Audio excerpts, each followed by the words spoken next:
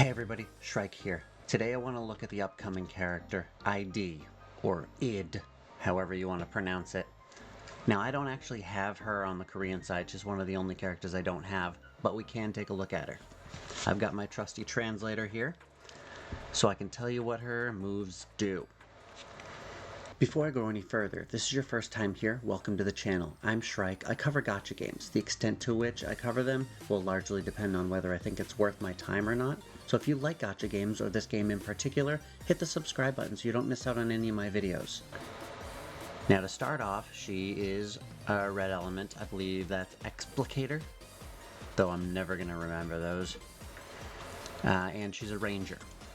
So right off the bat we know that she's going to be an option for the skill search dungeon, where you want to use 3 rangers. She's going to be a good option for those. So let's start with her ultimate, the awake version.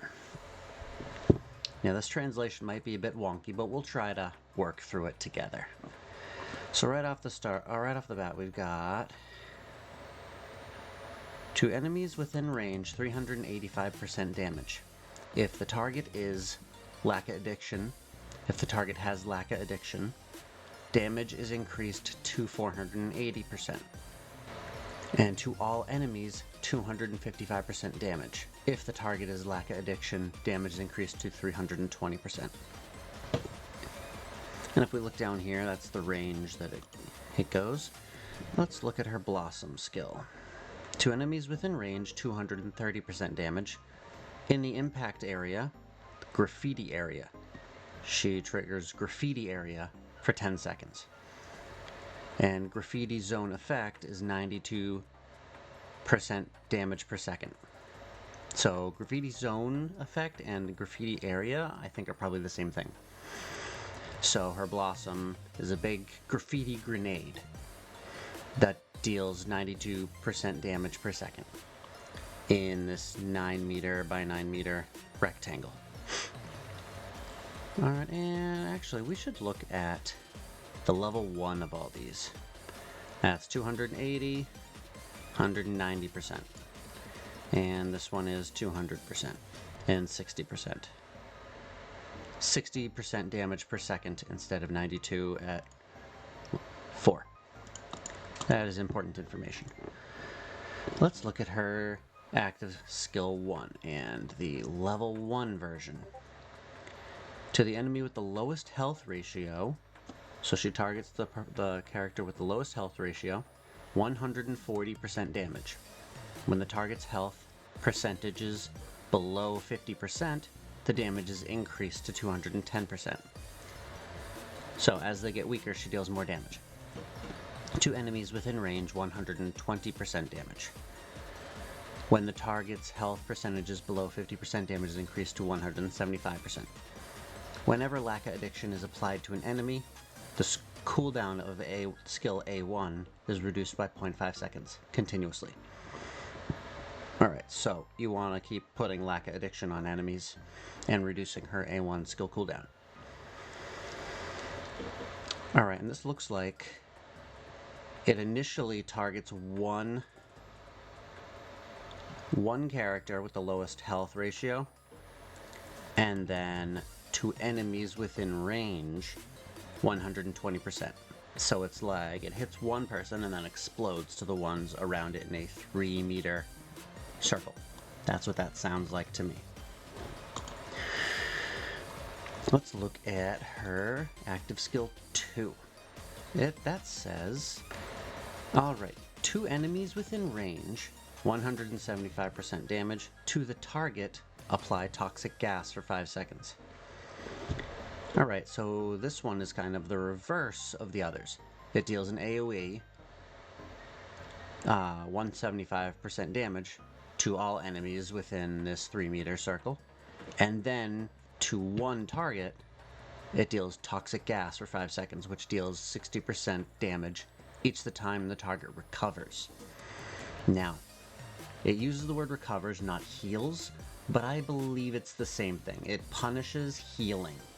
So again, this will be good for the search dungeons where many of the enemies, the bosses, heal. So it punishes healing. We have a heal reduction character, but we do not yet have a heal punishing character. So that'll be good if her kit works that way. Let's look at her passive. Alright, when a skill or ultimate skill hits, grant 1 Lacca addiction to the target up to 3 stacks. So her Lacca addiction stacks 3 times at max. And that effect is a 20% poisoning damage per second. When Lacca effect is stacked 3 times, after removing Lacca from the target, Lacca poisoning 2.5 seconds is applied. Okay, so it doesn't poison when they're stacking. It stacks up 3 times and then poisons them, and the stacks are removed. Okay. Lacca addiction effect. Ooh, yeah, we are on level 4. That seemed a bit high. Lacca addiction effect is 45% addiction damage per second. Lacca addiction effect. Lacca is not applied when skills and ultimate skills hit. That's a bit confusing. This up here, this translates to Raka, and this translates to Lacca. This over here. So maybe Raka and Lacca are different. Maybe she has 2 different effects on this skill, or maybe that's just a translation error. Not sure. Guess we'll have to wait and see on that. Let's see her plug-in ability. That says whenever an enemy becomes Lacca addiction, whenever an enemy receives Lacca addiction, 100% damage in range based on target.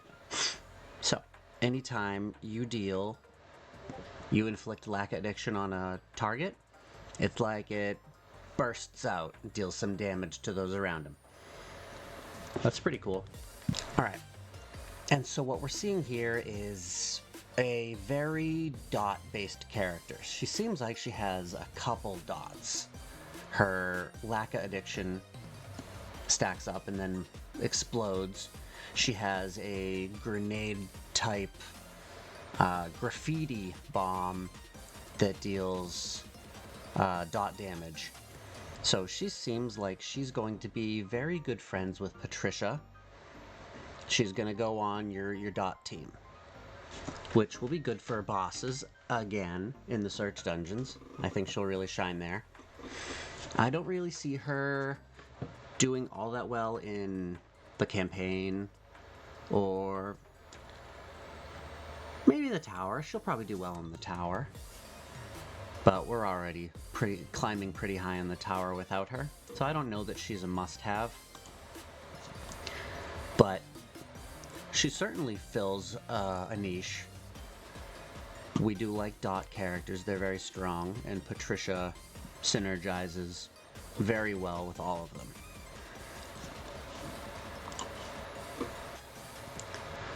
So, should you pull ID? Well, if you like the character, pull her. But if not, don't. But let's take a look at the characters that are coming out that are higher than her on the tier list. I've got her on tier 1. She's very good in some areas from what I've seen, and not so great in others. She's sort of niche. But we've got Freya coming out that's a bit better than her, but more geared towards PvP.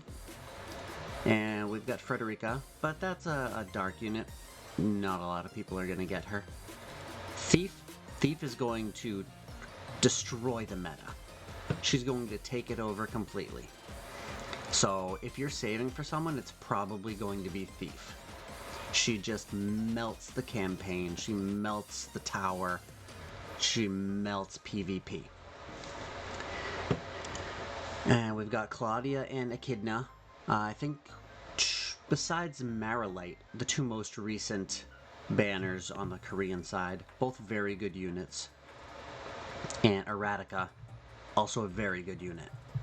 A little lower on the tier list, but still very good. We've got Kanata and Rachel.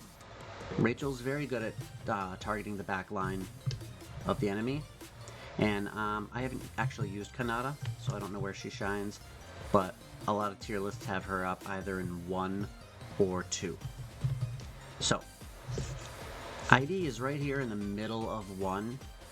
She's not a tier 0 character, and there's a lot of better characters coming out, or characters that are at least as good as her. But yeah, should you pull her? Shouldn't you pull her? Do whatever you want. She's not a must pull in my opinion, but she won't brick your account if you pull her. I'm going to grab a few copies.